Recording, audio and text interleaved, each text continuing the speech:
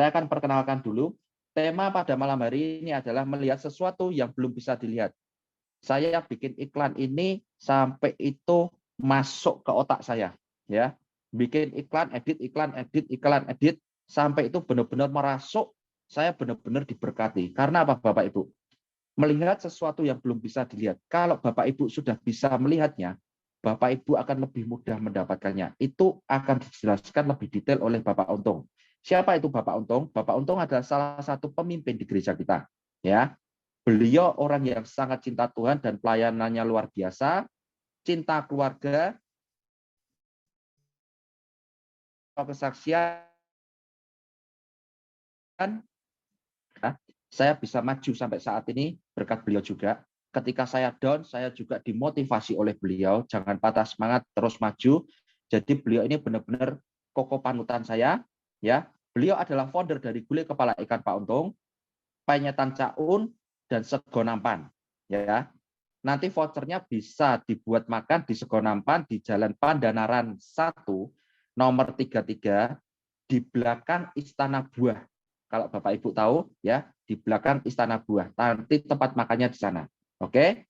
Tanpa berlama-lama, panjang lebar, saya undang Bapak Untung untuk bisa hadir tempat ini. Silakan Bapak Untung. Masih di-mute Bapak Untung. Oke, maaf. Halo, selamat malam semuanya. Selamat malam Bapak Ibu, selamat malam kakak, adik, dan teman-teman kita semua. Senang bisa bertemu dengan teman-teman semua dalam acara Growing Zoom ini. Biarlah apa yang kita bicarakan ini bisa menjadi berkat, bisa mengubah paradigma, persepsi tentang kehidupan ini. Saya akan membawakan ini secara santai aja, secara secara kayak cerita kesaksian sehari-hari saja ya. Jadi kita tidak usah terlalu serius, dengan santai aja pasti juga akan memahaminya kok.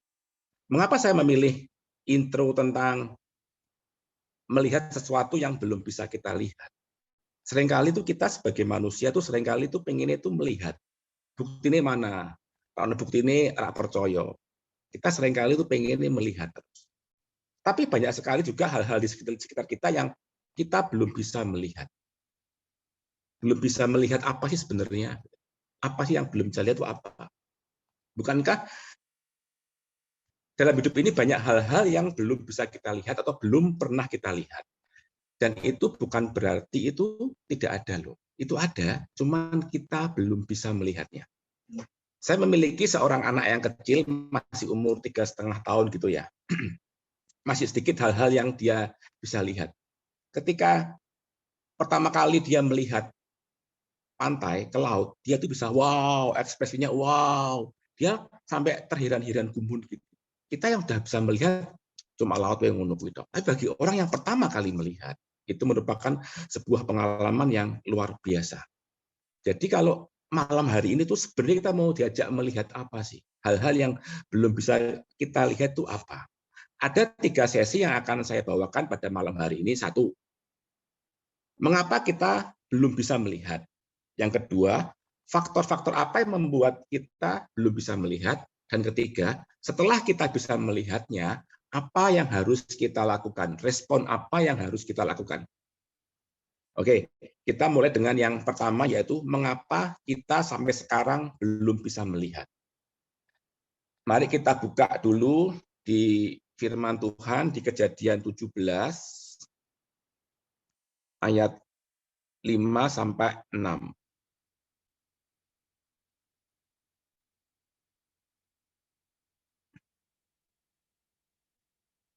Kejadian 17 ayat 5-6.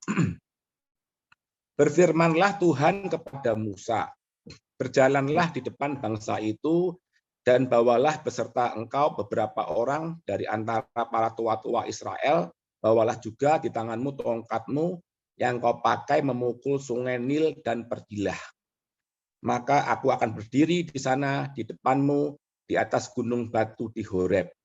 Haruslah kau pukul gunung batu itu dan dari dalamnya akan keluar air sehingga bangsa itu dapat minum. Demikian diperbuat Musa di depan tua-tua Israel.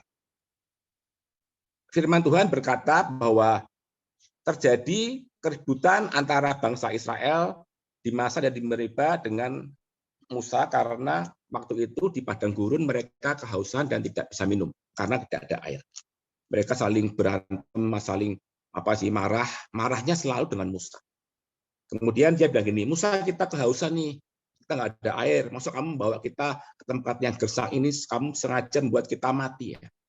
Lalu Tuhan berdoa, lalu Musa berdoa pada Tuhan, Tuhan ini gimana Tuhan ya? Lalu Tuhan berfirman kepada Musa, suruh berjalan di depan, membawa tongkat, depannya ada batu, gunung batu, dan dipukullah gunung batu itu, sehingga gunung batu itu mengeluarkan air, dan bangsa Israel bisa minum dengan puas.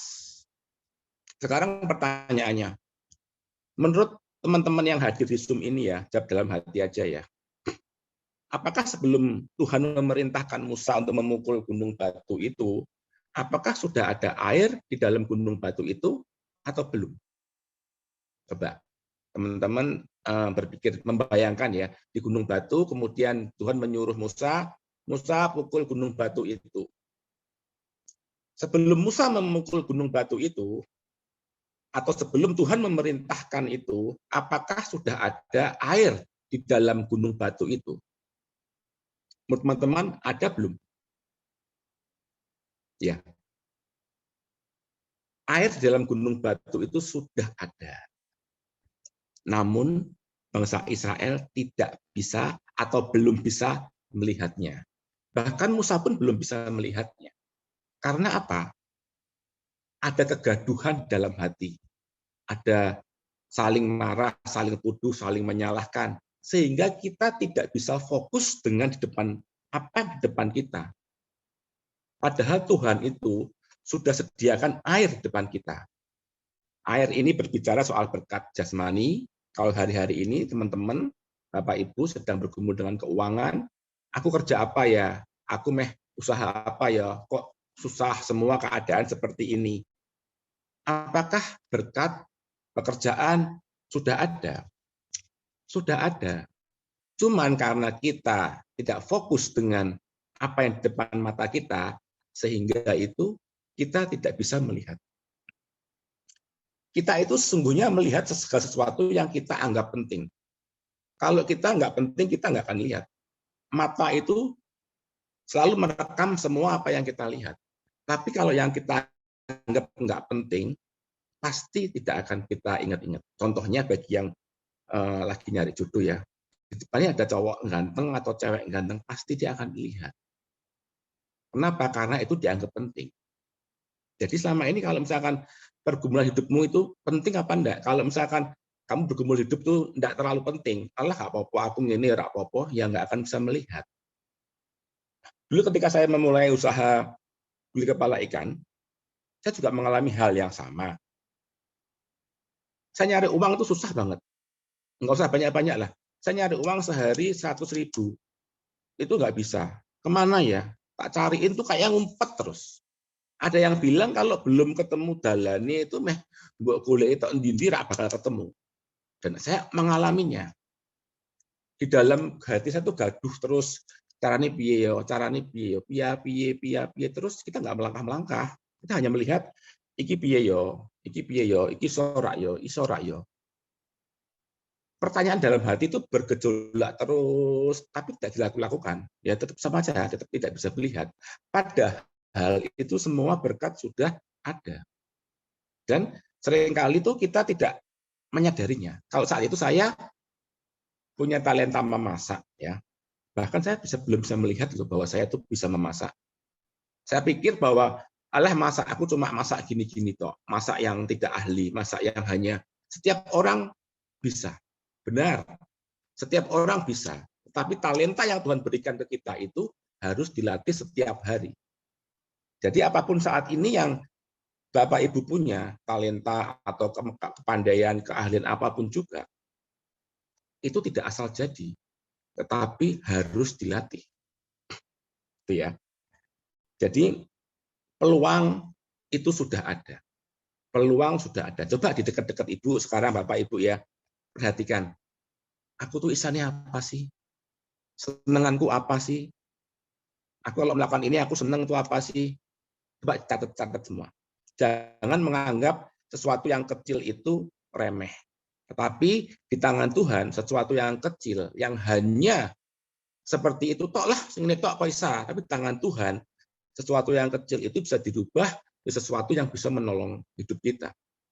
Saya itu juga nggak menyangka bahwa ketika saya bisa melihat, oh, aku itu punya keahlian masak ternyata ya. Walaupun ketika saya sedang mau membuka rumah makan itu, banyak yang ngece, opo iso kue masak, masakanmu po enak. Seperti itu terus. Tetapi saya percaya bahwa ketika saya melatih latihan terus setiap hari, setiap saat latihan memasak, sepertinya yang sepele itu menjadi besar dan itu bisa loh ternyata. Itu yang sesi yang pertama, yaitu mengapa kita belum bisa melihat. Jadi seringkali itu dalam hati kita yang gemuruh, yang bingung sendiri, itu yang membuat kita tidak bisa melihat. Contoh simpel lah, kalau kita lagi bingung ya, kita nyari kacamataku di mana ya, kacamataku ya di mana kok ono ya, padahal kita pakai karena kita bingung nggak bisa melihat di mana. Jadi fokus yang pertama supaya kita bisa melihat, fokus yang ada di dekat, di sekitar kita. Jangan terlalu jauh-jauh, oh di sana ada hebat ya, jangan. Tuhan selalu menolong kita dari apa yang ada di sekitar kita. Contoh kata, mukjizat, dua ikan, 5 roti. Tepung segenggam. Itu selalu ada di dekat kita. Dan itu seringkali bagi kita meremehkan. Tetapi sesuatu yang kita remehkan itu di tangan Tuhan, dan kalau kita kerjakan dengan sungguh-sungguh dan kita fokus, itu bisa menjadi berkat bagi kita dan bagi orang lain. Itu Ruth, yang sesi pertama Ruth. Luar biasa Bapak Ibu ya. Nanti saya akan rangkum dari sesi pertama. Saya akan bagikan untuk 3 voucher pertama ya untuk Bapak Ibu yang tulis pertanyaan mengenai sesi pertama ini. Bapak Ibu bisa chat di kolom chat di bawah yang ada di bawah itu, kolom chat. 3 pertanyaan, 1 pertanyaan, 1 voucher ya. Saya akan rangkum. Selama saya rangkum, Bapak Ibu bisa bertanya yang akan langsung dijawab oleh Bapak Untung.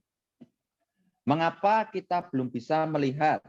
Ya, yang saya catat hari ini adalah butuh iman yang besar seperti Musa untuk percaya bahwa di dalam batu itu ada air.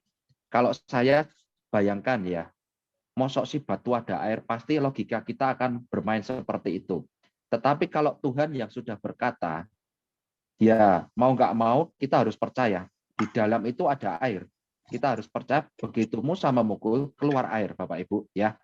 Yang kedua, kegaduhan dalam hati mengganggu kita untuk bisa melihat, atau kegaduhan yang di dalam hati membuat kita gagal fokus. Itu. Terus talenta yang ada itu harus dilatih. Ya, karena latihan terus-menerus akan mengasah kemampuan kita menjadi lebih baik. Ya. Peluang itu sudah ada, Bapak Ibu, ya. Jadi jangan anggap kecil atau sepele.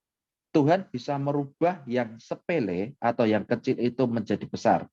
Di sini saya dapat katakan tadi, dari 5 roti 2 ikan, di tangan Tuhan bisa memberi makan ribuan orang. Ya, dari 5 roti dan 2 ikan, sepele. Adakah bagimu makanan?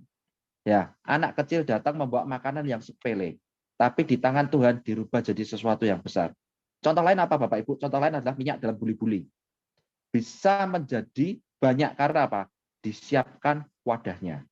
Yang ketiga, saya mau kasih contoh lagi untuk tambahan. Kalau Bapak Ibu ingat kejadian air menjadi anggur, dimulai dari mana? Tempayan pembasuhan. Sepele. Tempayan pembasuhan diisi air, di tangan Tuhan Yesus itu bisa menjadi anggur. Ya, jadi fokus dengan ada yang di sekitar kita dan percayakan apa yang di tangan Tuhan Yesus, hal yang kecil bisa menjadi besar. Oke Bapak Ibu, kita lihat dulu di kolom chat ada pertanyaan enggak ini? Sebentar saya baca dulu. Oke, banyak nih, banyak pertanyaan nih. Terima kasih teman-teman ya. Saya akan bacakan dulu ini dari Retno ya. Voucher pertama untuk Retno TSM 21. Bagaimana cara kita bisa melihat tanpa gagal fokus, Pak Untung? bagaimana kita bisa melihat tanpa gagal fokus, ya. Pernah lihat itu enggak? Saya pernah lihat film, ya. Film itu ada citah yang mengejar segerombolan rusa, ya. Ketika dia menetapkan target satu, targetnya jelas. Dia banyak sekali rusa-rusa yang mau dikejar, tapi dia menetapkan satu target saja. Dan ketika target itu sudah dikunci, dia mengejarnya dengan sekuat tenaga. Apakah mungkin ketika kita mengejar target itu lolos atau gagal? Bisa juga. Bukankah gagal dan berhasil itu adalah sebuah siklus dalam kehidupan kita? Kalau kita berhasil, berarti kita berhasil naik ke jenjang lebih lagi. Kalau gagal, anggap saja itu belajar. Seringkali orang bertanya pada saya, Pak Untung hebat ya, sukses ya. Mereka seringkali tidak memperhitungkan kegagalan saya dalam berproses. Nikmatilah sebuah proses dalam kegagalan. Karena saya percaya ketika saya gagal di A, saya punya ilmu di A itu, gagalku di sini. Jangan dikira ketika saya meng-create bumbu gulai kepala ikan itu langsung jadi. Tidak. Itu butuh berproses-proses berlama-lama. Oh, bumbu ini kurang ini, jadi ini kurang ini, kurang ini. Nanti kalau teman-teman dapat voucher ya, coba makan sayur asem di tempat saya. Itu sayur asemnya bukan saya membanggakan diri ya, itu paling enak saat Semarang itu sayur asemnya. Enak banget. Apakah walaupun saya sudah pintar memasak, apakah langsung jadi sayur asem? Tidak. Itu saya melakukan tes trial error untuk sayur asem itu berpuluh-puluh kali loh. Saya hitung kira-kira ada sekitar 20 sampai 30 kali saya praktek sampai menemukan suatu takaran yang pas. Jadi ketika kita gagal fokus, jangan bingung. Balik ke arah yang arah yang sebelumnya lagi. Oh, fokus ke sini. Kalau melenceng balik lagi, cepat balik. Lebih baik kita gagal daripada kita tidak pernah mencobanya. Memang kalau kita punya talenta itu kita udah tahu lah. Saya kan udah sering masak ya, jadi saya tahu bahwa sayur asem itu bumbunya ini. Arahannya kira-kira ini, itu mempersingkat waktu dibandingin orang yang belum pernah bisa masak sama sekali, seperti itu. Jadi kalau dalam hidup ini gagal dan berhasil itu hal yang wajar. Jangan disesali, tidak usah terus gagal terus nangis terus menyesali kok gagal ya. Jangan seperti itu. Misalkan orang gagal bercinta, ya lagi tenang aja, jangan langsung sedih terus patah hati nggak mau bercinta lagi. Rugi sendiri. Saya juga beberapa kali patah hati kok. Usaha pun saya juga beberapa kali. Saya pernah lamar jadi koki, nggak diterima. Ya nggak apa-apa. Karena saya senang masak, ya saya masak terus. Yang kedua, saya pernah lomba masak nasi goreng, kalah. Ya nggak apa-apa. Terus jangan sedih, terus saya nggak mau masak lagi. Enggak. Jangan sampai kegagalanmu itu menghentikan talenta atau menghentikan sesuatu yang kamu suka dalam hidup ini. Lakukan aja terus. Saya percaya kalau latihan yang terus-menerus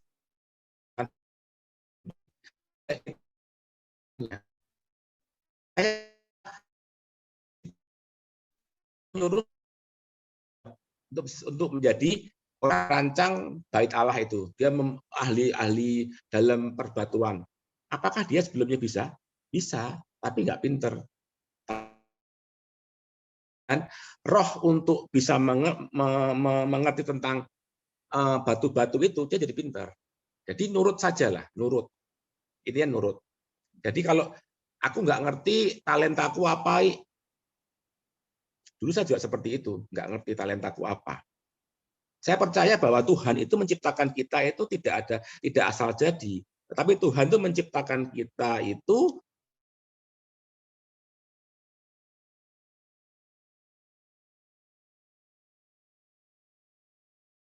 bagi orang lain. Dan saya yakin kalau kita diciptakan menjadi berkat bagi orang lain, Tuhan pasti akan membekali kita dengan semua yang diperlukan untuk jadi berkat bagi orang lain. Tapi apa? Aku enggak punya apa-apa. Pak Untung ini bisa masak. Aku raiso popo. Benar. Pasti ada sesuatu. Cuman seringkali kita belum menyadari, belum bisa melihat talenta itu. Coba sekali gini, jadi saya baca ya ada yang talenta saya apa ya, saya nggak tahu gitu kan. Sekarang talenta itu ada sesuatu yang ketika kita melakukan sesuatu itu, kita tuh merasa happy, merasa enjoy. Kita bisa merasa bahwa kita tuh happy lah, pokoknya kita nggak ada beban ketika melakukan seperti itu. Itu diasah terus. Nanti bisa menjadi sesuatu yang hebat, yang bisa mengubah hidup kita, yang berefek kepada berkat bagi orang lain. Percayalah seperti itu. Jadi pesan saya, jangan takut dengan kegagalan. Ketika kita gagal, sedih, wajar. Manusia. Tapi ketika gagal, segeralah bangkit lagi, mencoba hal yang baru lagi. Oke? Oke, terima kasih Pak Untung. Tadi jawaban Pak Untung sudah menjawab juga dari pertanyaan satu pertanyaannya Kartno ya tadi untuk yang dapat voucher. Lalu pertanyaan Bu Esther tadi juga sudah dijawab. Pertanyaan Kak Dari jawab dari Pak Untung. Dari Miss Widya juga terjawab dari Pak Untung ya. Oke, nah ini saya acak aja karena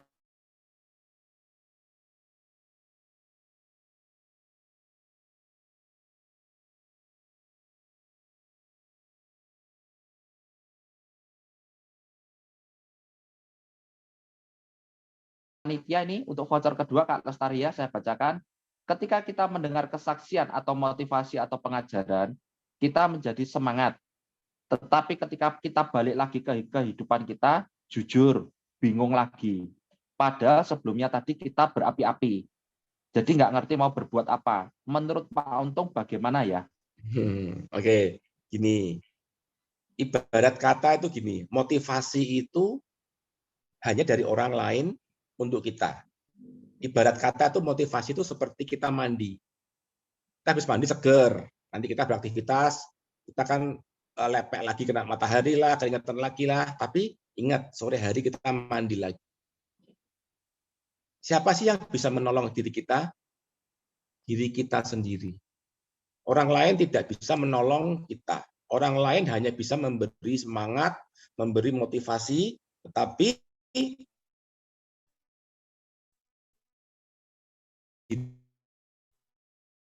quote yang bagus seperti ini. Kalau kita lemah dengan diri kita, maka kehidupan akan berat dengan kita.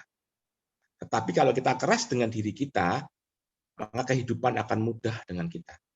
Jangan mudah menyerah dikit-dikit, ora iso aku, wis angel-angel ra iso aku memang wis dijatahi aku wis balung kiri ra iso sugih. Misalkan seperti itu. Bisa. Kalau saya bisa, Rudi bisa, teman-teman bisa, saya percaya semua juga bisa. Semua tentunya memiliki talenta yang sama yang Tuhan sudah beri dengan porsinya masing-masing.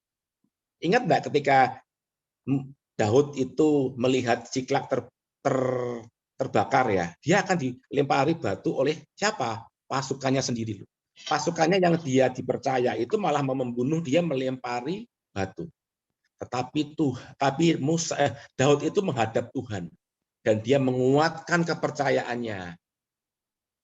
Jadi hanya kita, orang-orang yang bersemangat saja yang bisa menanggung penderitaannya.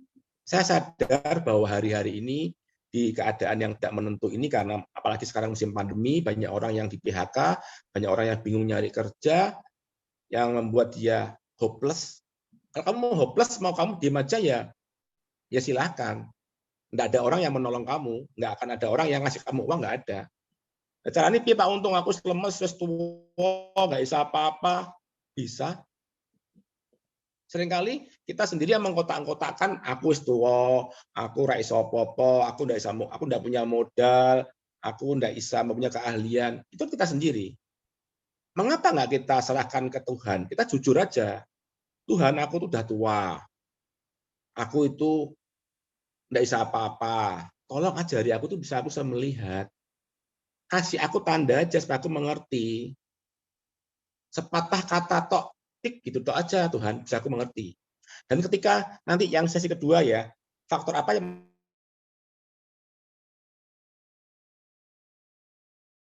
aku piye ya. Pekerjaan yang bagus adalah pekerjaan yang dilakukan, bukan pekerjaan yang diomongin terus-menerus. Segeralah lakukan. Dan seringkali orang tuh gagal, takut tidak mau lagi. Aku gagal bercinta, aku tidak mau menikah. Aku gagal punya kerjaan, aku tidak mau lagi. Bisa toh? Coba terus, nggak apa-apa. Gagal coba lagi. Percayalah, nanti kan kita kuat. Saya ini bukan berarti saya tidak punya pergumulan. Saya punya pergumulan juga. Pak Untung pernah gagal, sering gagal. Tapi saya tuh menguatkan diri saya. Supaya apa? Supaya saya kuat. Ketika saya kuat, saya tuh bisa menolong diri saya dan saya bisa menolong orang lain. Itu yang paling penting. Yuk kita lanjut yang kedua ya, faktor yang membuat kita tidak bisa melihat ya. Tadi dikatakan bahwa di ayat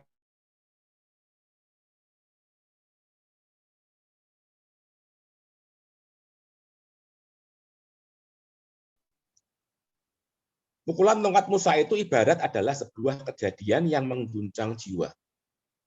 Karena biasanya manusia akan berubah kalau dia mengalami sesuatu yang mengguncang jiwanya.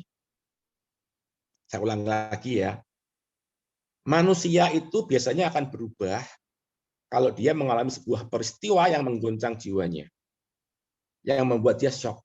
Misalnya, dia sakit penyakit, dia sehat, terus misalkan dia sehat, terus dia nakal, hidupnya nggak benar, terus dia sakit, mau mati, terus disembuhkan Tuhan, pasti dia berubah. Atau ketika dia jadi orang kaya, tiba-tiba bangkrut, miskin, dia jadi berubah. Suami yang jahat dengan istrinya, ngata-ngatain istrinya, terus tiba-tiba dia kecelakaan, sehingga terus dia berubah. Ada waktu di mana Tuhan mengizinkan sebuah peristiwa yang mengguncang jiwanya itu yang membuat dia berubah. Soalnya mungkin saat itu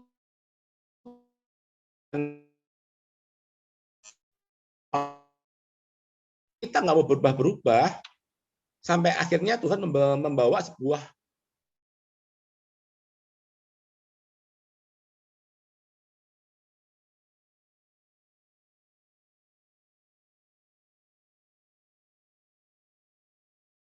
sampai 18.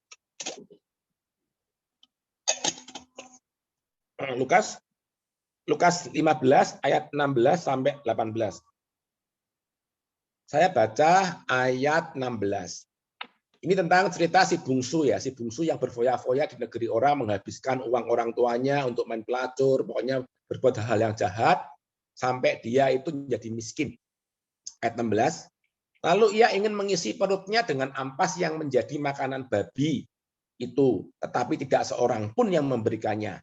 Lalu ia menyadari keadaannya, katanya, betapa banyaknya orang upahan yang bapakku yang berlimpah-limpah makanan, tetapi aku di sini mati kelaparan. Aku akan bangkit dan pergi kepada bapakku.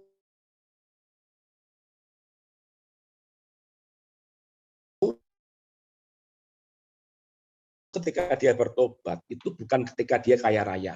Karena mungkin dia lagi kaya, nggak mungkin dia bertobat. Ketika dia miskin, enggak juga. Ada kelaparan, enggak juga. Ketika dia menjadi tukang angon babi, apakah dia bertobat? Enggak juga. Justru titik balik dia, sebuah peristiwa yang mengguncang jiwanya adalah ketika dia menjadi tukang babi, ketika dia mau makan ampas babi. Dan ajaib loh, tidak ada orang yang mengizinkan dia makan ampas babi. Dan itu mengubah hidupnya. Apa yang terjadi kalau ketika dia mau makan ampas babi itu dan dibiarkan? Saya percaya si bungsu itu makan ampas babi terus, tidak akan bertobat. Saya enggak. Saya bersyukur loh ada orang yang melihat si bungsu makan ampas babi enggak boleh. Kowe untuk makan ampas babi, kuwi nggone babi kuwi. Ketika kecil saya punya babi, mak saya kan piara babi ya. Ampas babi itu adalah makanan sisa rumah makan. Kebetulan saya kan juga punya rumah makan ya. Sisa makanannya nggak habis, dicampur katul, campur air, campur garam, diublek gitu ya. Terus dimasak dalam api, terus dikasihkan ke babi. Kalau kita aja makan itu aja tidak boleh. Kita lebih rendah dari babi. Itu yang membuat dia titik baliknya bertobat, berubah. Jadi kalau saat-saat ini tuh orang kok nggak bisa, yang membuat orang nggak bisa melihat ya gitu karena males, gengsi, alasan. Marah aku wis tuwa, jadi aku nggak iso.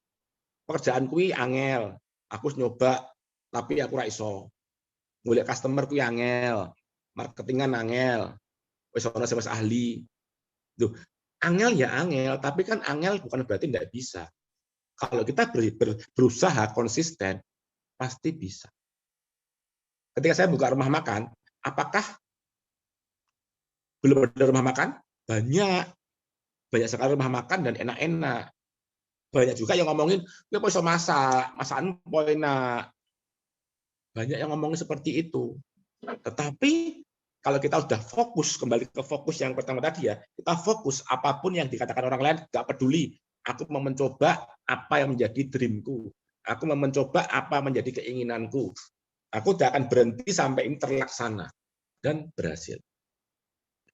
Apa yang terjadi kalau misalkan saya mendengarkan omongan orang? Saya akan kemana-mana loh.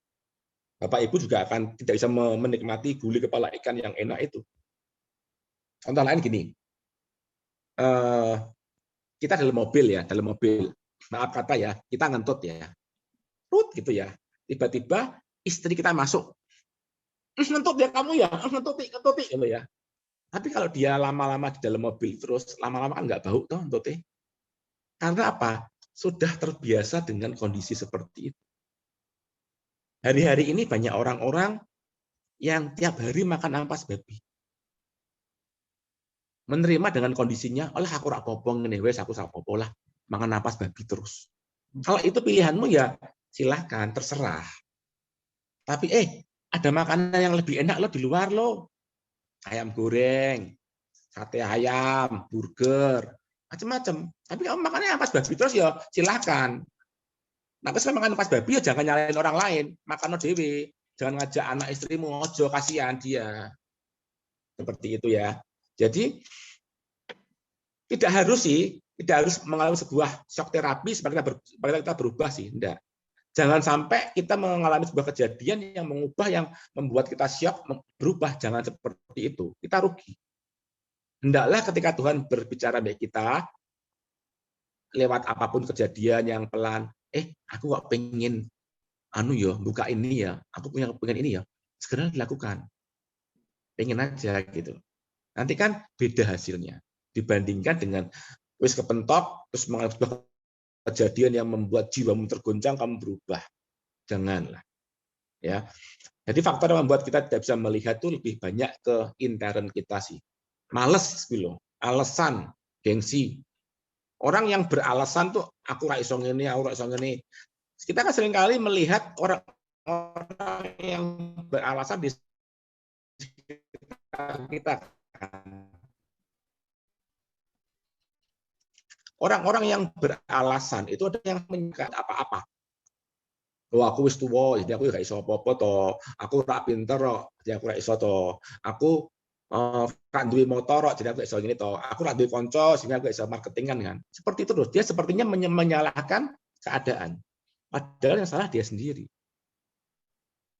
Di luar itu banyak peluang. Kalau saya bilang ya, di luar itu ada lautan ikan yang siap dijaring. Cuma kita mau enggak jaring ikan? Dibutuhkan sebuah usaha. Tidak bisa ikan datang sendiri, nggak bisa. Kita harus penjaring. Seperti itu ya. Oke, yang seri kedua, ada yang mau bertanya?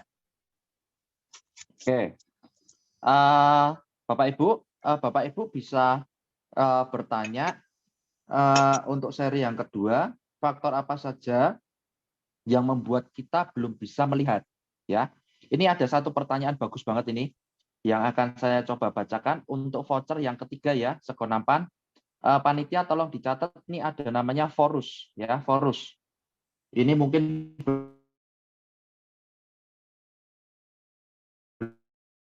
beliau belum bisa melihat sesuatu ya, hidup itu kembali baik seperti semula ya.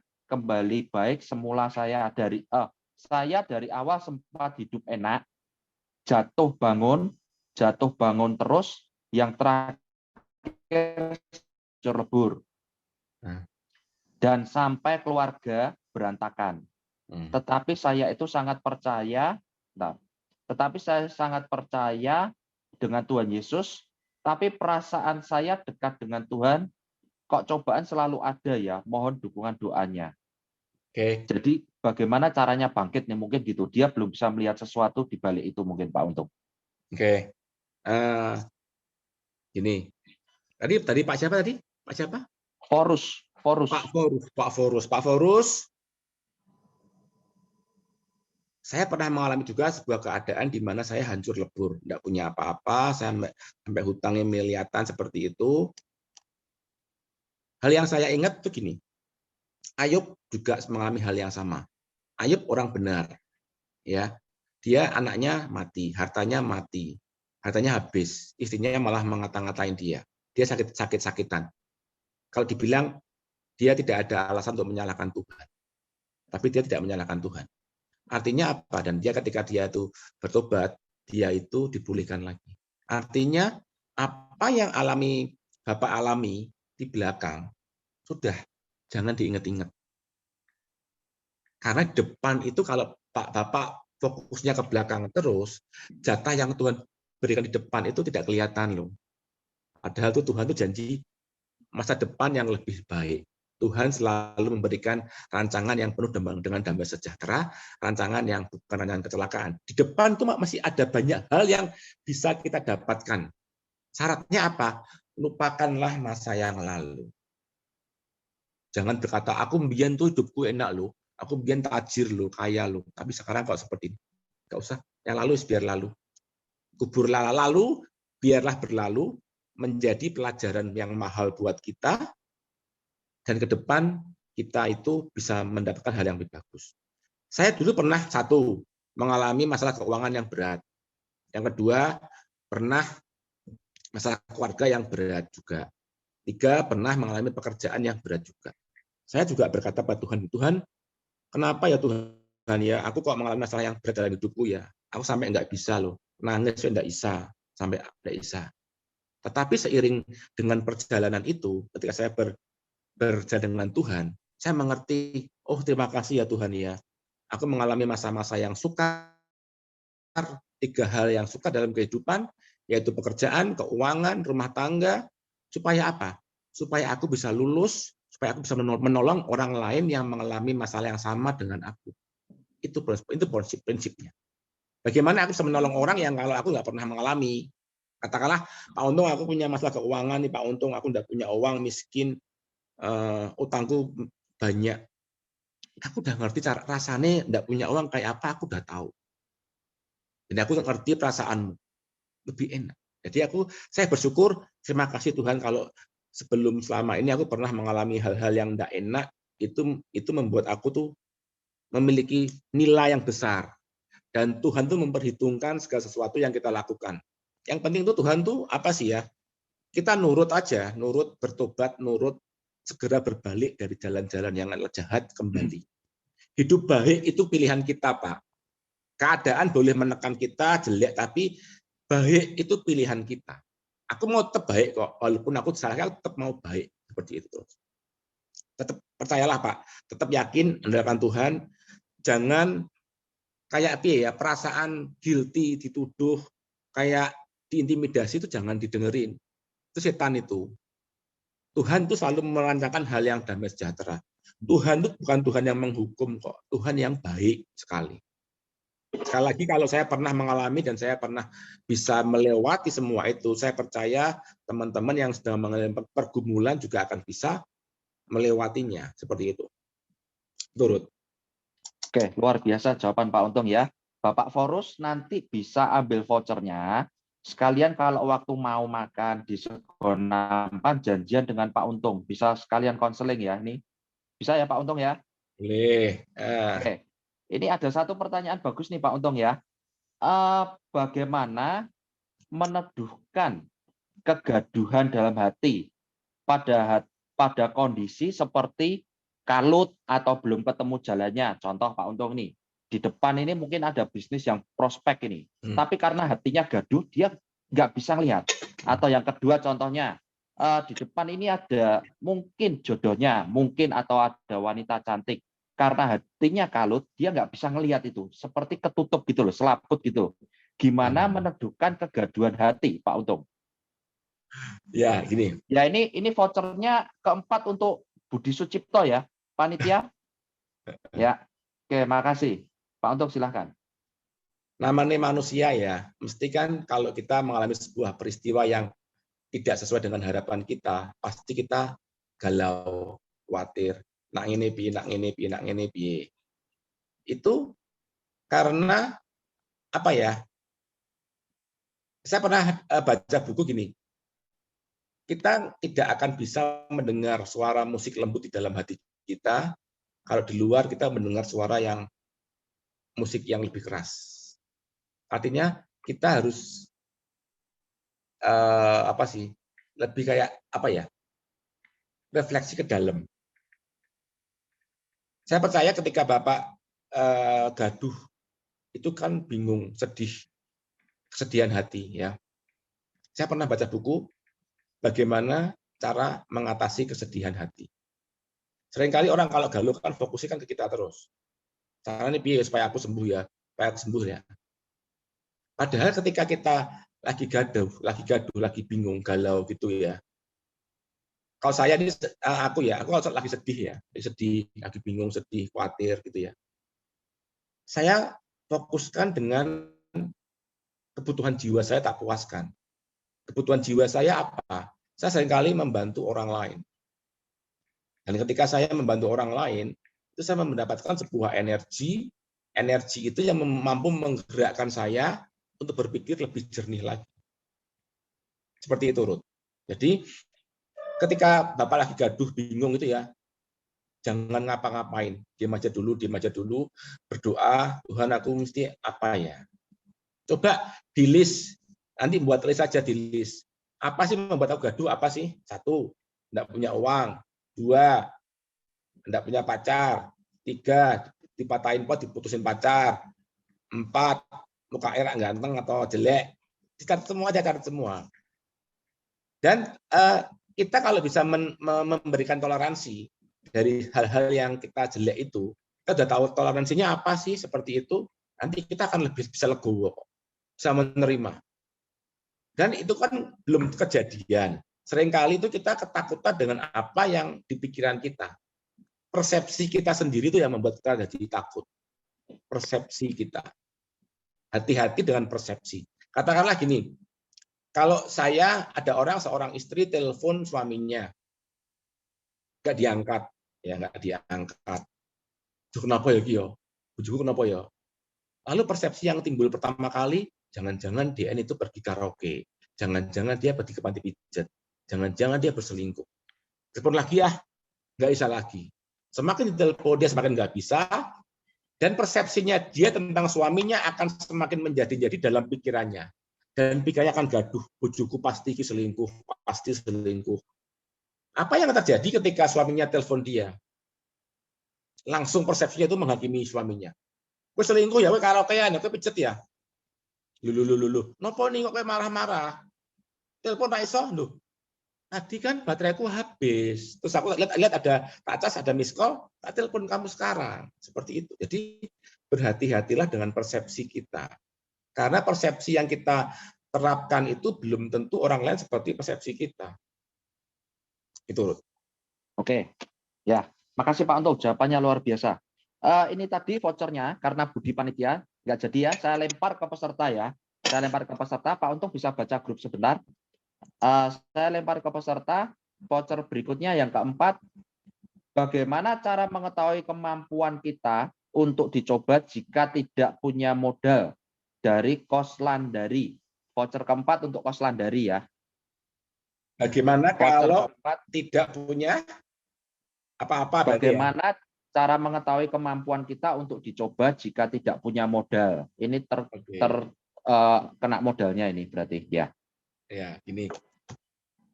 Tadi kan saya bilang bahwa seringkali orang itu kalau mau bisnis lalu bilang modalnya aku rak duwe.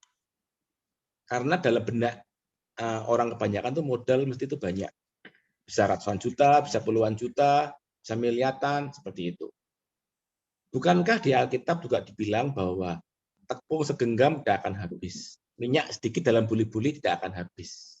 Artinya apa? Mulailah dengan apa yang ada. Mulailah dengan apa yang Anda bisa. Saya dulu memulai guling kepala ikan itu dengan modal yang sangat sedikit. Kalau untuk ukuran sebuah rumah makan. Saya memulai modal dengan uang 10 juta. Ya, sederhana, sangat sederhana sekali. Kemudian, kalau tidak punya uang 10 juta, ya mulai dengan apa yang ada dulu. Misalkan, open PO makanan. Kan nggak butuh modal banyak. Modal, open PO, nanti ada berapa, mulai itu. Saya percaya ketika kita dipercaya oleh Tuhan, dipercaya oleh customer, ternyata makanan enak, makanannya enak, pasti akan ada repeat order. Seperti itu. Ya, mulai dari apa yang ada, dari apa yang Anda bisa dulu. Jangan berpikir, wah aku mau buka rumah makan harus modalnya harus 300 juta. Orang kontraannya wae mahal. Memang benar. Kalau kita berpikir seperti itu ya bisa. Buka rumah makan modal 10 juta bisa, 100 juta bisa, 1 miliar bisa, 10 miliar bisa. Tergantung siapa marketmu. Jangan berpikir yang terlalu jauh. Berpikir yang sederhana dulu aja.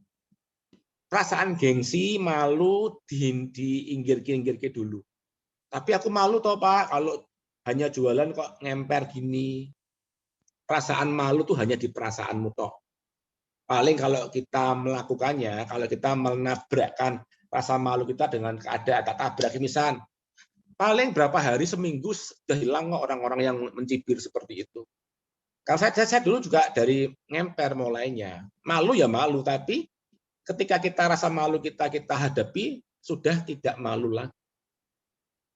Itu ya, jadi modal itu yang utama, tapi bukan yang nomor satu. Mulai dari yang ada dan yang Anda bisa.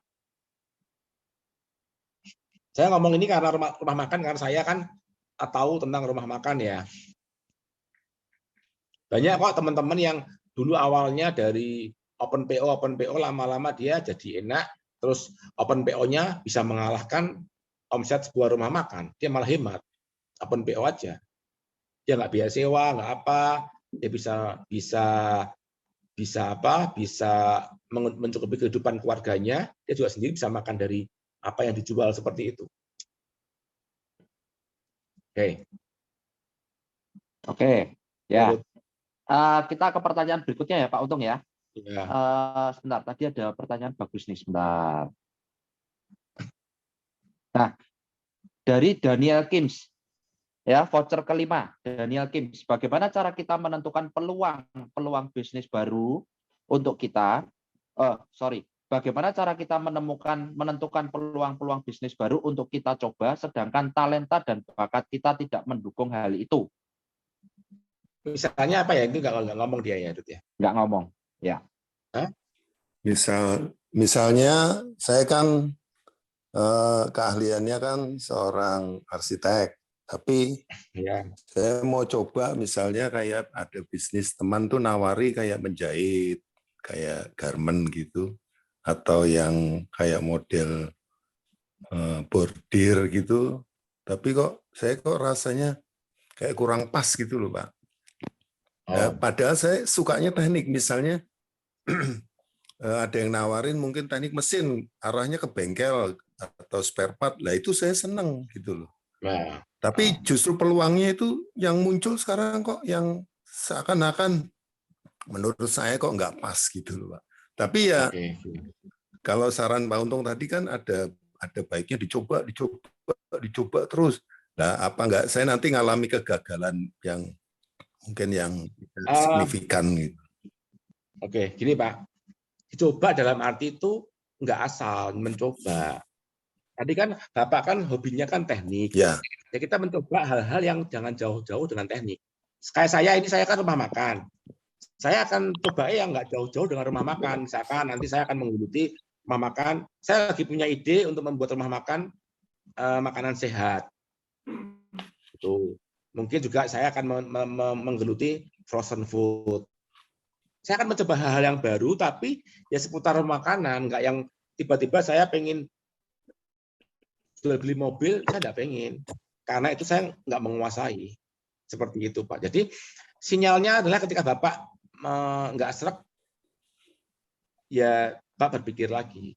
Soalnya ketika saya pernah baca ya gini, ketika kita menginginkan sesuatu pengen banget, saatlah itu Anda mengkaji ulang, apakah itu benar-benar pengen atau hanya emosional saja. Karena kan untuk mencoba hal yang baru kan dibutuhkan satu keberanian.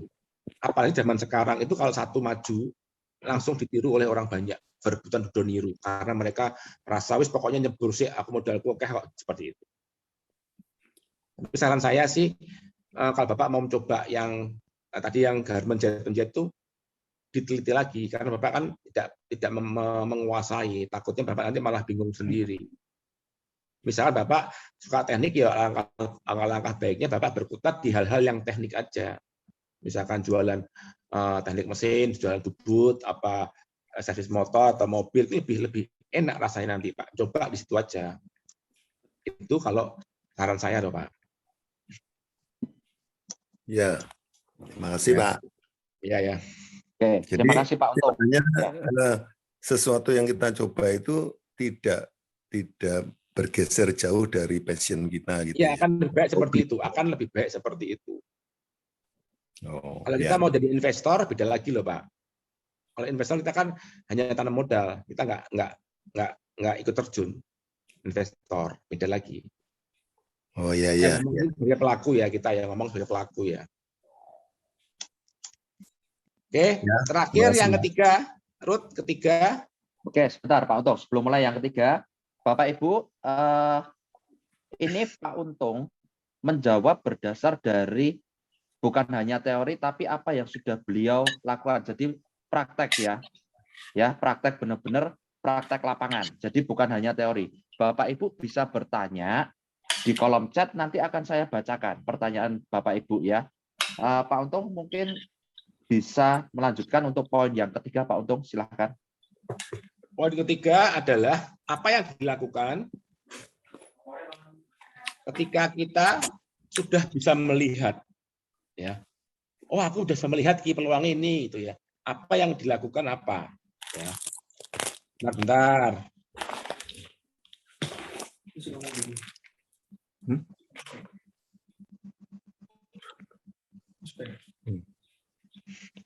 Kita lihat di 1 Raja-Raja 18 ayat 44.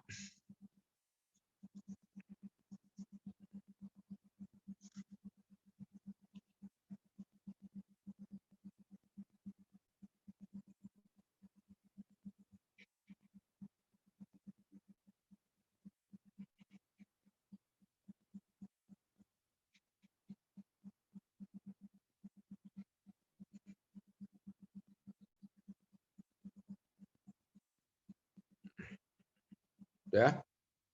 Kita bacain aja ya. 1 Raja-Raja 18 ayat 44. Pada ketujuh kalinya berkatalah bujang itu, wah, awan kecil sebesar telapak tangan timbul dari laut. Lalu kata Elia, pergilah katakanlah kepada Ahab, pasang keretamu dan turunlah, jangan sampai engkau terhalang oleh hujan. Kalau kita bandingkan dengan Lukas tadi, Lukas 15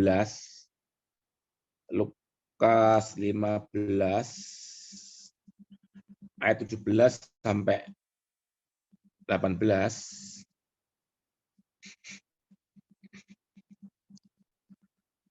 Berkata begini ya, ayat 17. Lalu ia menyadari keadaannya, katanya, betapa banyaknya orang upahan Bapakku yang berlimpah-limpah makanan, tetapi aku di sini mati kelaparan.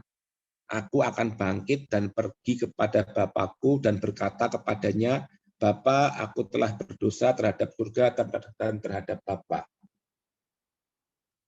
Jadi ketika kita sudah bisa melihat apa yang kita bisa lihat, ya, reaksinya adalah take action, bertindak.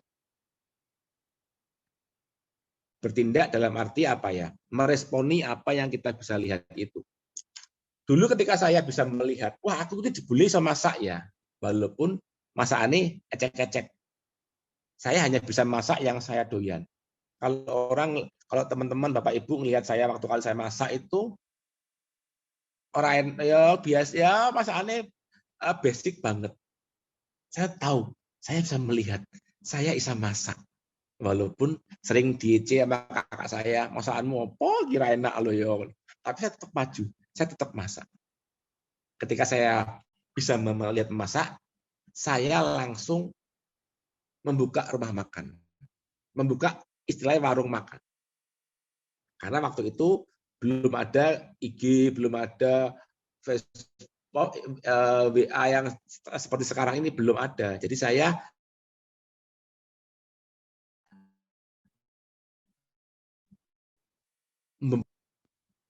apakah tiba-tiba Tuhan bicara buka rumah makan, nanti pasti berhasil? Enggak juga. Tapi ada sebuah impresi, ada sebuah apa ya? Sebuah kegairahan yang wah, iki momenku ini nih. Aku tak buka rumah makan. Apakah ketika membuka rumah makan terus gampang? Ya. Untuk memulai sebuah usaha, kita itu butuh komitmen. Tetapi untuk memenuhi komitmen itu, kita harus konsisten. Konsisten ini yang susah. Tidak mudah. Kenapa? Yo nak buka langsung rame. Pas buka ternyata itu tidak seperti yang kita harapkan. Kita akan jadi kendor, jadi males, jadi kurang bersemangat.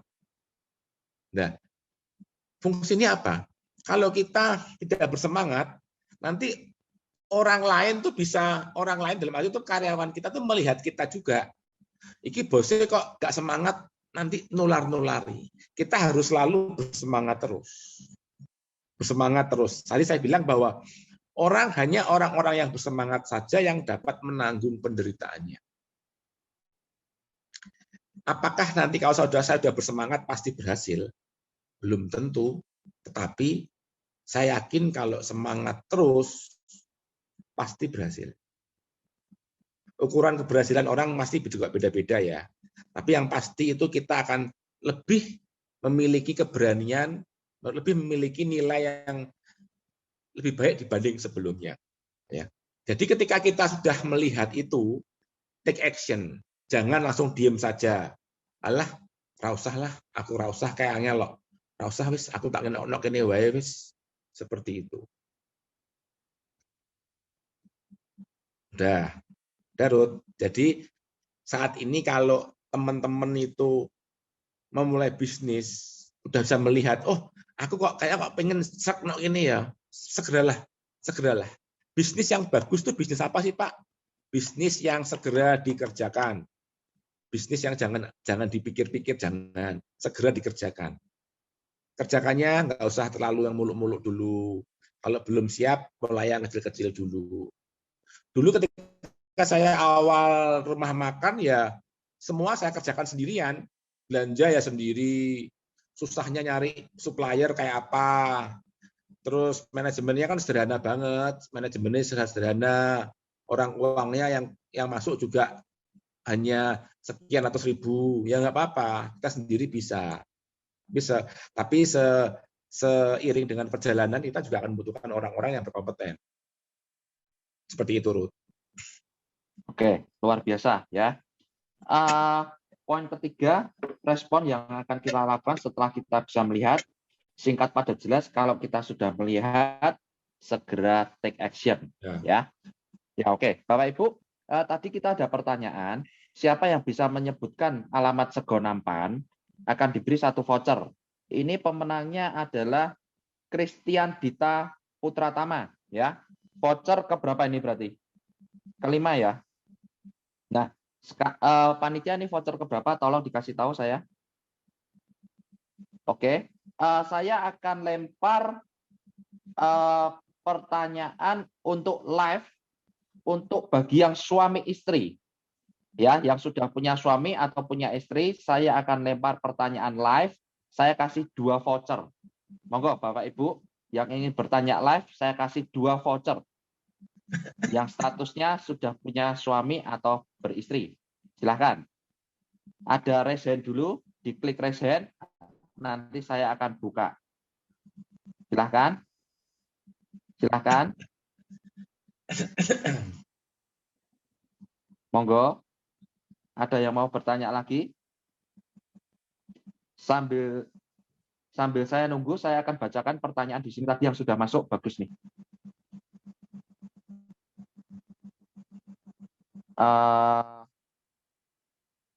Dari Pak Joshua Supriyadi ya. Voucher berikutnya ke-7. Bapak Joshua Supriyadi, apakah ada batasan sampai berapa kali kegagalan?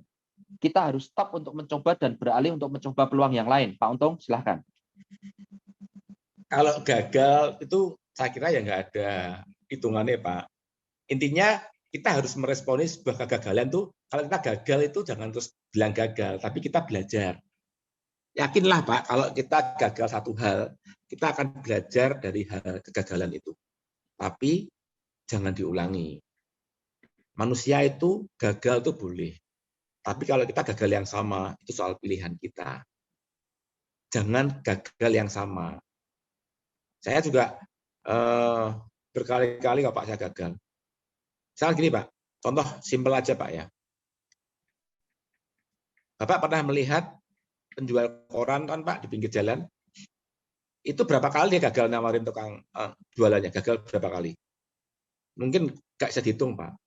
Tapi apakah ketika dia gagal, dia berhenti menawarkan koran? Kan tidak. Mobil ini, Pak, koran Pak, nggak mau. Ya udah ganti lagi. Nggak mau. Dia nggak mau terus, dia nggak ambil pusing. Nggak akan sedih dengan kegagalan. Dan one day, pasti ada yang beli. Seperti itu.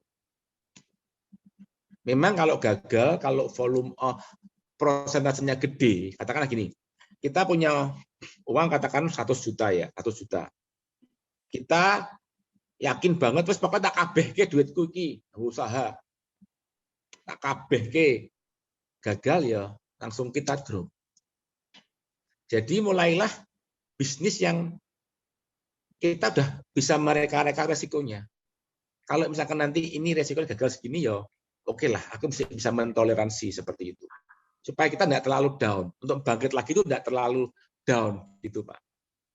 Katakanlah kalau kita punya uang 100 juta, jangan semuain. Katakanlah pakai 50 juta aja. Seperti itu.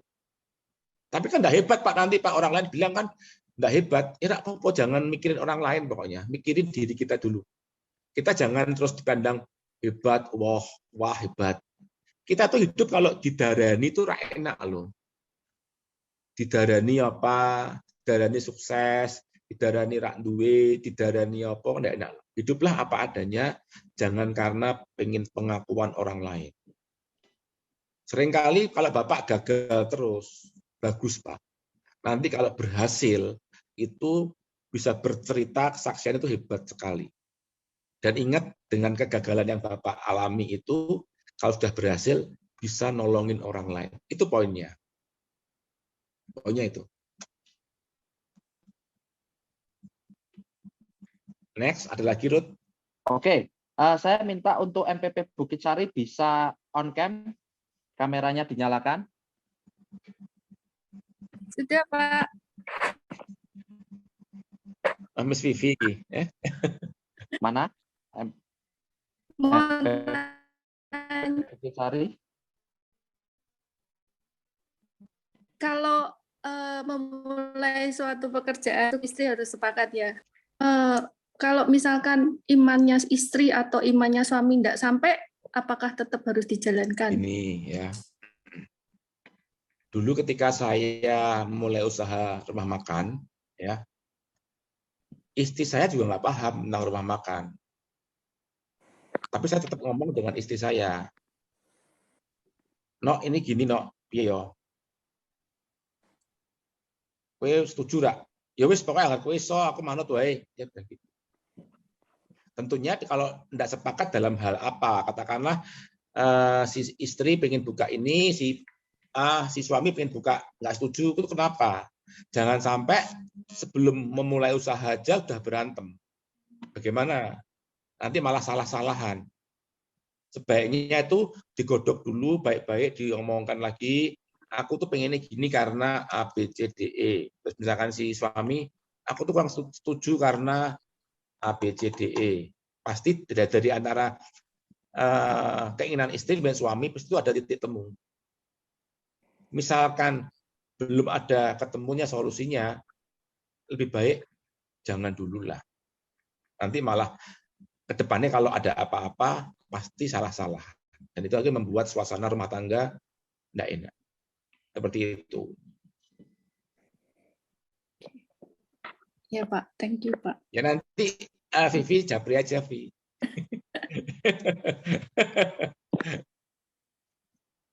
Oke, jadi MPP Bukit Sari sudah terjawab ya, dapat 2 voucher ya karena ini suami istri ya. Wah, Dapat 2 voucher. Saya buka untuk 1 voucher lagi. Ini tadi Ibu Koslandari sudah bertanya ya, mau raise hand, silakan bertanya lagi ya. Silakan Ibu Koslandari. Tapi ini vouchernya nanti saya kasih yang lain ya, Bu Koslandari ya. Di unmute dulu, Bu Koslandari. Oke. Ya. Pak Untung mau tanya. ya. Kita sudah pernah nyoba bisnis lewat WhatsApp atau Shopee ya Pak ya. Tapi kita kan belum berhasil. Cuman waktu itu saya pernah dinubuatkan juga oleh hamba Tuhan.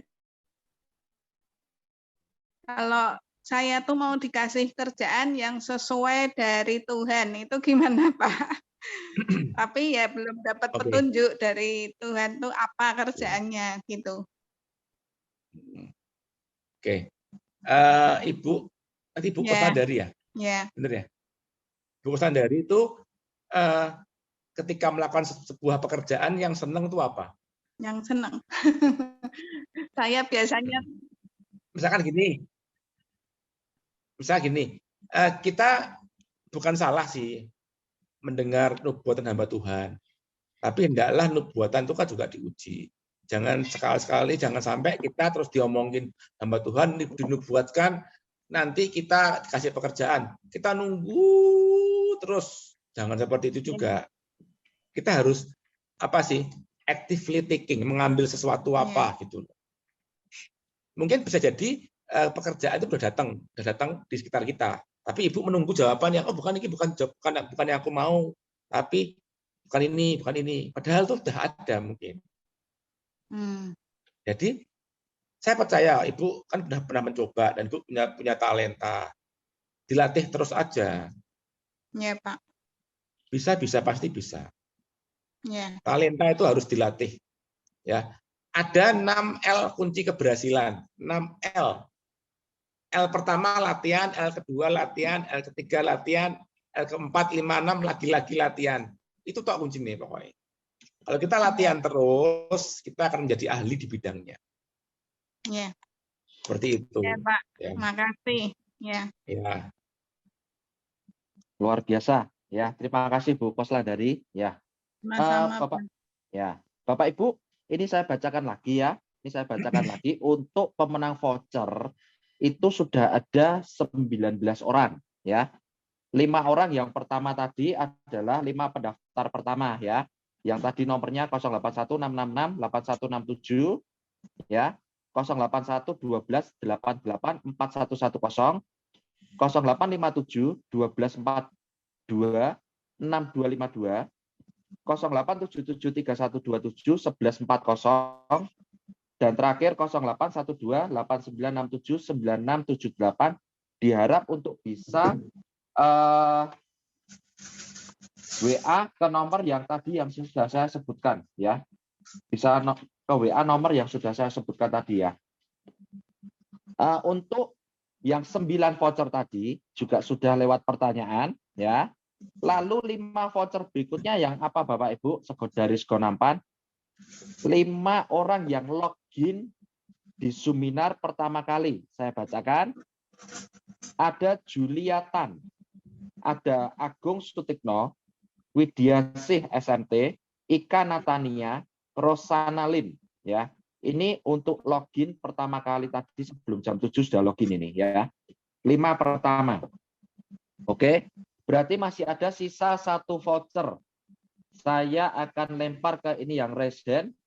Bapak Daniel Purnomo mungkin bisa on cam.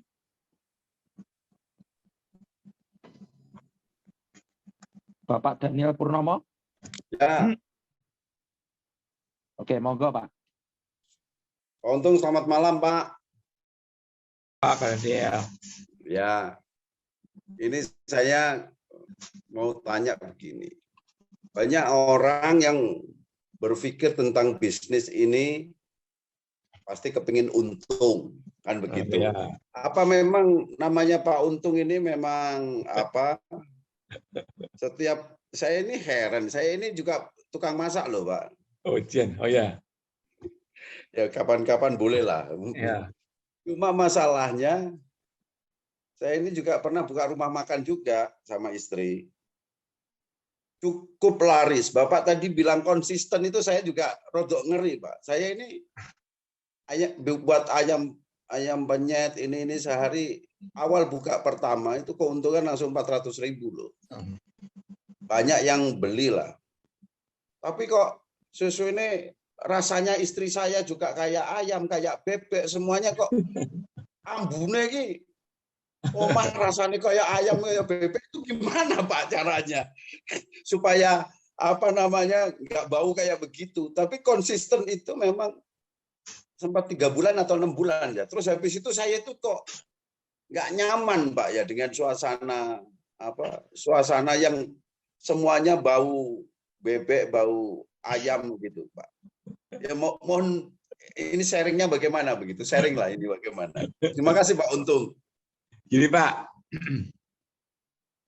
orang yang kerjaannya bengkel tuh baunya mesti kan oli. Oh ya. Iya. Gitu. Orang yang saya tiap hari tuh diomelin istri. Baumu kok terasi toh, baumu kok amis toh, ya gitu Pak. Loh, justru karena bau terasi, bau amis ini, aku bisa punya uang. Apa aku tiap hari wangi piye, tapi nggak punya uang, milih mana? Ojo, bau terasi baik. Oh, seperti itu Pak. Jadi, apakah saya masih doyan masakan saya? Doyan. Karena saya makannya hanya itu. Tapi setiap hari saya jajan, Pak. Karena saya tahu bahwa saya punya rumah makan, supaya saya bisa dilarisi orang, saya harus melarisi orang lain. Saya setiap hari jajan. Seperti itu. Jadi memang konsisten itu hal yang tidak mudah. Karena kan hal yang sama terus dilakukan tiap hari terus-menerus. Kalau sudah punya rumah makan yang udah jalan, kita sudah nggak bisa pakai feeling-feelingan. Kita harus ada namanya gramasi. Saya punya central kitchen. Central kitchen itu tugasnya itu menimbangi semua bumbu. Kayak nggak buat sambal itu ya. Sambal itu saya timbangi semua. Cabai segini, bumbu segini, segini. Dan seringkali itu saya ngajari orang-orang yang kaki 5. Bu, parum kan laris. Kenapa sih kok kue ini sambal ini buat sambal dewe apa piye? Sambal dewe Pak. Lenak kue misal kata maaf ibunya pergi atau sakit, siapa yang nyambel? Ya ora ono tutup warungnya, kan eman-eman. Kenapa enggak di gramasi aja? Lombok sengene, terasi sengene, uyah sengene, moto sengene, diplastiki. Jadi setiap orang yang membuat ini pasti rasanya mirip. Gitu Bu. Oh ngono ya Pak ya? Iya, seperti itu. Banyak orang-orang itu yang memulai usaha gede di awalnya tok. Tapi setelah berjalan nggak konsisten, meletot. Seperti itu. Ya karena di Pak. Semarang ini kelihatannya kalau saya teliti, analisa, Rames Delut habis, Rames habis. Kan kayak begitu. Soalnya, tapi kalau Pak Untung, saya sering makan di tempatnya Pak Untung walaupun di mana yang depan di daerah dekat stasiun itu. Kontrol ya. Makan di situ, nggak ketemu lagi, makan di dekat Undip sana, makan lagi, ya saya termasuk penggemar lah. Nah, tapi kok tempatnya Pak Untung ini kok apa karena nama Untung itu ya yang jadi hoki atau kita ganti Untung Daniel Hari Purnomo gitu atau begini? Pak, sekali lagi Pak, Tuhan kan memberi talenta masing-masing. Siap. Saya kalau suruh jadi pengacara ya ora iso. kurang medeni ya Pak, ndak isa, ya kan? Beda-beda talentanya masing-masing, Pak. Itu. Baik, terima kasih. Terima kasih Pak untuk nanti saya sampaikan sama istri saya.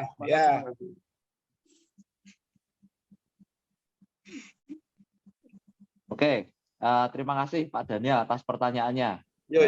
Sama-sama. Ya. Oke, Pak Untung, ini ada satu pertanyaan lagi dari kolom chat. Sebentar. Dari ini tapi vouchernya sudah habis. Apa Pak Untung bisa kasih voucher lagi satu? Boleh. Ekstra Pak Untung? Boleh ya, kasih voucher satu ekstra ya untuk Ibu Cynthia Christina. Ya, untuk Ibu Cynthia Christina. Pertanyaannya, bagaimana cara untuk tetap konsisten selama menjalani usaha? Saat ada hambatan, seringkali semangatnya menjadi kendor. Jadi konsisten, menjaga konsistensi itu gimana Pak? Itu kan agak susah itu Pak untuk. Ya. Ibu Christina begini, ya. Untuk memulai sebuah usaha dibutuhkan komitmen. Untuk menghidupi komitmen itu dibutuhkan konsistensi. Konsistensi adalah sebuah tindakan yang berkelanjutan, berkesinambungan. Ya.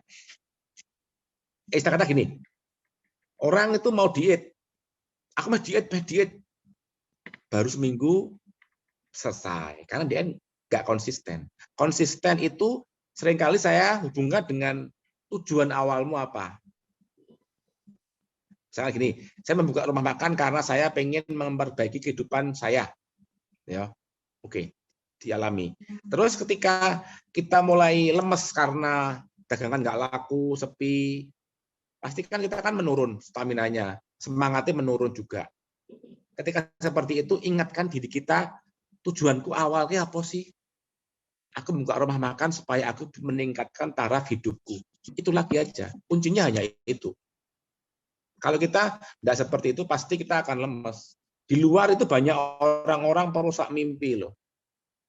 Perusak mimpi itu yang dekat dengan kita, yang seringkali ngompor-ngompori kita. Ngompor-ngompori dalam arti istilah kata meremakno, konco tapi meremakno, lah ra usah sepi kae lo delok tutup lak wis, ngapain susah-susah. Wis cukup kowe tok pensiunan tok bojomu sak meneh cukup wis lah, ra usah macem-macem. Kita kembali lagi ke pilihan kita, tujuan awal kita apa. Kalau tiap hari kita maunya seperti itu ya wis cukup ya sudah. Tapi kalau kita mau lebih lagi, butuh sebuah usaha ekstra lagi. Sebuah usaha ekstra itu butuh konsisten, daya juang yang terus-terusan. Apakah saya pernah lemes juga? Ya pernah. Kalau misalkan kita lemes ya kita jangan fokus gitu terus, cari refreshing dulu, nyari apa lagi, nanti balik ke situ lagi, gitu aja Bu Christina. Kalau boleh tahu Bu Christina usahanya apa?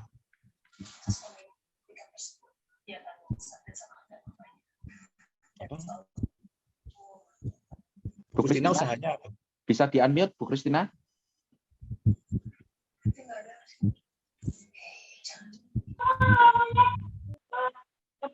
Saya usahanya cendol Pak, 2 tahun ini saya tekuni jualan es cendol. Memang kadang-kadang kalau dan seperti itu ya namanya es ya mungkin menurun peminatnya. Nah, itu kadang saya merasa kayak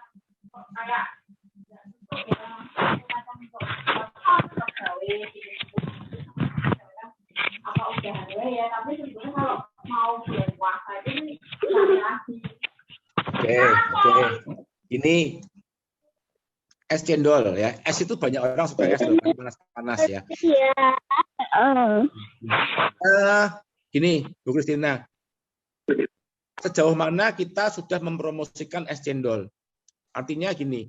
Kalau di Semarang kalau orang sebut kepala ikan pasti Pak Untung ya. Kita harus selalu istilahnya itu ngomong terus sama orang-orang sekitar kita, aku punya jual es cendol loh, aku jual es cendol loh. Kita jangan jemu-jemu, jangan segan-segan, kita tuh promo tentang es cendol loh, es cendol terus.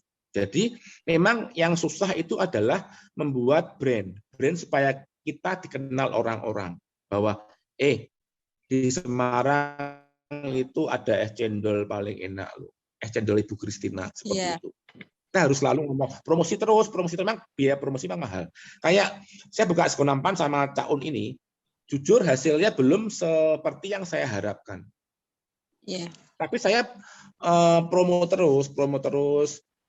Misalkan yang paling murah ya upload di IG, di Facebook, di WA, atau saya juga sering ngomong-ngomong, saya buka, Pak Untung buka rumah makan baru loh, selain Budi Kepala Ikan, ada ini. Misalkan saya kasih voucher di tempat rumah makan saya, yang beli habis belanja di Pak Untung, boleh 1.000 dapat voucher, seperti itu. Tujuannya apa? Supaya orang itu tahu bahwa ada rumah makan baru punya Pak Untung namanya Sekonampan, seperti itu. Memang dibutuhkan proses. Dan proses itu seringkali itu tidak membuat kita capek. Pengennya langsung lari seperti itu. Tapi bagaimana orang itu mau memilih produk kita tuh, bagaimana caranya, itu tergantung kitanya. Bagaimana kita pinter-pinternya kita menjual produk kita. Tentunya produk kita itu harus satu. Saya seringkali ngomong ke pegawai saya begini, kalau kalian masak, ya kalian berpikirlah seperti konsumen. Artinya kalau kalian diberikan makanan seperti itu dengan penyajian seperti itu, layak enggak? Enak enggak? Seperti itu. Jangan pernah berkata, halah tak kayak gini, wis. Jangan. Nanti kalau kita dan customer, kita berpikirlah seolah-olah kita jadi customer. Nanti kan beda. Jadi kalau kita masak akan sungguh-sungguh. Misalkan kalau Ibu Kristina jual cendol ya. Kalau cendol ini saya beli seperti yang saya makan ini, piye ya? Penilaian itu piye? Kalau aku beli seperti rasanya enak atau enak atau gimana? Atau kemahalan seperti itu, Bu. Iya, Pak. Kadang-kadang jadi pernah juga beberapa pegawai itu karena memang standarnya kita belum buat, justru yang merusak image-nya itu pegawai itu, Pak. Awal-awal buka itu konsumen sering komplain melalui Grab, Gojek itu kan ada laporan apa-apa gitu. Nah, jadi yang kita sudah susah-susah membangun brandnya, pakai promosi, pakai endorse apa, terus jadi karena ulah pegawai jadi bikin ratingnya turun itu loh, sempat seperti itu. Nggak apa-apa. Full time. Namanya komplain itu wajar kok. Saya sering dikomplain juga. Tapi ingat, komplain yang bisa kita handle dengan baik menjadikan pembeli loyal dengan kita. Yeah. Kita harus sering ngomong pegawai sih, ngomong pegawai sih, sering di briefing terus sih pegawai sih, supaya pegawai itu juga memiliki apa ya, kebersamaan yang sama bahwa ini juga sama dengan kalian, bagian dari kalian. Kehidupan usaha ini juga untuk kalian juga, seperti itu. Iya, Pak. Ya gitu, Bu Kristina. Oke, terima kasih Pak Untung. Ya. Oke. Pak Untung, ini ada 2 pertanyaan terakhir nih, bagus nih ya, saya bacakan ini, tapi nggak dapat voucher ya, untuk yang 2 pertanyaan terakhir nih ya. Pertanyaan dari Pak Handi, saat memulai bisnis rumah makan, bagaimana Pak Untung memanage bisnis tersebut? Apakah menunjuk seorang manajer untuk mengelola bisnisnya, sementara Pak Untung fokus dengan menu masakan, atau kedua-duanya dihandle sendiri oleh Pak Untung? Mengingat Pak Untung sudah punya 3 cabang ini. Lebih dari 5 cabang atau 6. Kalau yang dulu awal-awal, ya kabeh saya semua. Mulai belanja, mulai masak, peracik menu, nimbang bumbu, resik-resik, semua aku semua. Karena memang keadaannya waktu itu kan kita kan serba minim. Kita mau merintis, pokoknya kita berani susah lah, berani repot, berani kesel. Karena saya tidak mau makan ampas babi terus. Saya mau meningkat kehidupannya. Banyak orang itu tidak mau susah, maunya sekali gepuk langsung untung gede, nggak bisa.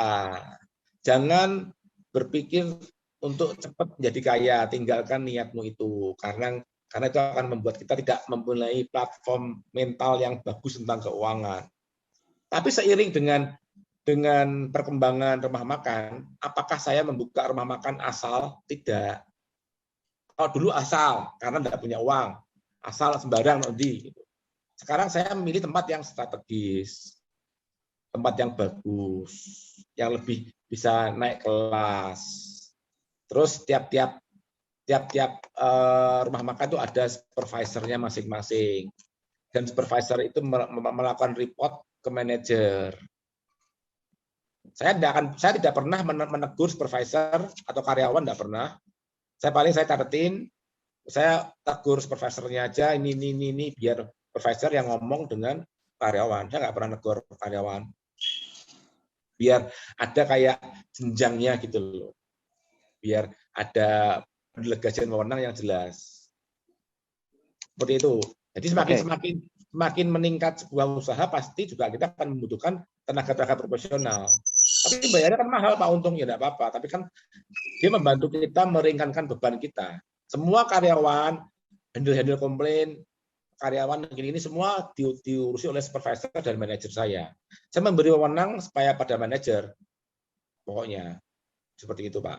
Kecuali untuk uang ya, saya yang memutuskan. Selain itu silakan membok tokno, membok apa no serah kowe lah. Seperti itu. Kan ada SOP-nya di perusahaan saya juga ada SOP-nya. Itu dan itu disepakati oleh karyawan semuanya. Ada punishment and reward gitu, Pak. Oke, Pak Untung, kalau boleh tahu, Pak Untung ini berarti sekarang gulai kepala ikan Pak Untung ada berapa ini? 3. Ada 3. Itu 3 supervisor berarti? Iya. 3 supervisor tuh di atasnya ada 1 manajer. Ya, manajer. Lah kalau penyetan Caun 1 kalau supervisor. Caun kan kecil sekali ya, kecil ya. Biasanya tidak didobel sama manajer saya, keliling gitu biasanya. Oh, termasuk Segonaman. Segonaman ada. Oke, begitu. Oke. Terima kasih Pak. Cukup menjawab ini dari pertanyaan Pak Andi. Ya. Oke. Oke, ini ada pertanyaan terakhir Pak Untung. Seru nih ya. Bagaimana jika pertanyaannya dari Ibu Elaine Gwen ya. Untuk yang kali ini nggak ada voucher ya Bu, karena vouchernya sudah habis ya. Saya bacakan aja pertanyaannya. Bagaimana jika kita melihat ada peluang bagus, tetapi pekerjaan atau usaha itu punya teman kita yang kita kenal. Tetap kita jalani atau kita tinggalkan. Istilahnya buka bisnis yang sama gitu Pak Untung. Seperti nanti takutnya nanti ada saingan usaha atau gimana itu Pak Untung. Pendapat Pak Untung gimana? Ya wajar lah. Wajar dong. Selama kita bersaing secara wajar, secara sehat ya wajar dong. Masuk misalkan ada teman kita udah buka rumah makan, kita nggak boleh buka rumah makan yang sama, ya nggak apa-apa. Cuman seringkali kita itu merasa sungkan. Nanti biaya aku malah kok di musuhin ya seperti itu. Bagi saya sih nggak masalah kok, nggak masalah. Bahkan ada karyawan saya, dia itu buka rumah makan yang sama dengan saya nggak apa-apa kok. Malah saya ajari caranya gini. Penjual bakso itu saingannya dengan penjual bakso. Penjual es saingan dengan penjual es. Penjual sate saingan dengan penjual sate. Kalau saya punya karyawan, ya pasti dia satu akan dibukakan rumah makan yang sama dengan saya oleh orang lain. Atau dia membuka sendiri. Seperti itu. Udah tahu resikonya. Dan ketika dia membuka rumah makan, saya ajari. Dia itu bilang gini, ternyata membuat brand itu susah ya Pak. Dikenal orang itu susah ternyata ya. Memang. Ya. Seperti itu. Poin yang pertama adalah mengapa kita belum bisa melihat adalah yang pertama, butuh iman yang besar seperti Musa untuk percaya di dalam batu itu ada air. Yang kedua, kegaduhan dalam hati mengganggu kita untuk bisa melihat. Talenta yang ada itu harus dilatih. Peluang itu sudah ada. Jangan anggap sesuatu yang kecil itu sepele, tetapi di tangan Tuhan yang kecil itu bisa menjadi besar dan luar biasa. Fokus dengan apa yang ada di dalam apa yang ada di sekitar kita. Lebih baik gagal daripada tidak pernah mencobanya. Gagal itu adalah sukses yang tertunda. Lalu poin yang kedua adalah faktor-faktor apa saja yang membuat kita belum bisa melihat. Manusia biasanya akan berubah kalau menemui sesuatu yang mengguncang jiwanya. Lalu titik balik anak bungsu ketika dia tidak boleh makan ampas babi. Kalau dia boleh makan ampas babi, mungkin ceritanya akan beda. Dia nggak akan kembali ke orang tuanya. Ya. Lalu kalau kita berusaha dan konsisten dan fokus, kita pasti bisa. Faktor intern di dalam kita yang membuat kita tidak bisa melihat adalah apa? Malas, gengsi, dan terlalu banyak alasan. Lalu poin yang ketiga adalah respon apa yang akan kita lakukan setelah kita bisa melihat. 1. Take action. Demikian Bapak Ibu, acara seminar hari ini saya undang untuk Pastor Tina untuk bisa memberikan doa penutup. Ya. Sebelum berakhir ya, saya mau nambahkan sedikit. Tadi saya baca di Yesaya 30 ayat yang ke-20. Karena seringkali kita ini belum bisa melihat. Ya, dikatakan seperti ini. Dan walaupun Tuhan memberi kamu roti dan air serba sedikit, masih sedikit ya, kita belum bisa melihat bahwa ada air yang berlimpah-limpah. Namun pengajarmu tidak akan menyembunyikan diri lagi, tetapi matamu akan fokus terus melihat dia, dan telingamu akan mendengar perkataan. Telinga kita akan mendengar voice, bukan noise. Seringkali kita mendengarkan itu terlalu banyak noise, bising. Harusnya kita mendengarnya tuh voice, suara Tuhan. Ya, telingamu akan mendengar perkataan ini dari belakangmu. Katakan apa? Inilah jalan. Berjalanlah mengikutinya. Take action, saudara. Jadi pada waktu kita belum bisa melihat roti dan air yang serba sedikit, belum ada yang keluar, ya, kita mesti belajar untuk terus fokus mata kita melihat kepada Dia. Maka telinga kita tidak akan mendengar bising lagi, noise itu, tapi telinga kita akan mendengar noise, yaitu suara Tuhan. Sehingga kita bisa mulai take action. Karena Roh Kudus mulai berkata, inilah jalan, berjalanlah mengikutinya. Pada waktu kita bisa take action, maka di Yesaya 30 ayat yang ke-23 dikatakan, Tuhan akan memberi hujan bagi benih yang baru kamu tabur di ladangmu. Dan dari hasil tanah itu, kamu akan makan roti yang lezat dan berlimpah-limpah. Pada waktu itu ternakmu akan makan rumput di padang rumput yang luas. Sapi-sapi dan keledai-keledai yang mengerjakan tanah akan memakan makanan campuran yang sedap yang sudah ditampi dan diayak. Jadi kita belum melihat, tapi itu sudah disediakan Tuhan. Caranya bagaimana? Fokus dan mendengar. Jangan bising diri kita. Maka kita akan diajari untuk take action-nya bagaimana. Dan itu membuat kita ngerti Tuhan menyediakan akan berkat yang melimpah. Batu karang akan keluar airnya. Ya, kita berdoa sama-sama. Tuhan Yesus, terima kasih untuk malam hari ini karena Engkau yang mengajari kami sehingga pikiran kami terbuka. Kami melihat satu kegagalan, satu masalah itu merupakan satu kesempatan untuk kami bisa meneduhkan semua kegaduhan dalam hati kami. Untuk kami bisa fokus kepada Engkau lagi. Sehingga kami boleh mendengar kembali perintah-Mu, apa yang harus kami lakukan. Terima kasih untuk malam hari ini. Sebentar Tuhan, kami akan menutup acara ini. Biarlah malam hari ini kami terus merenungkan akan apa yang sudah Kau ajarkan di tengah-tengah kami. Untuk kami terus belajar dan kami terus mendengar suara dari Tuhan. Dan kami melakukan apa yang Tuhan tuntun. Maka kami akan percaya bahwa gunung batu itu akan mengeluarkan air yang berlimpah-limpah.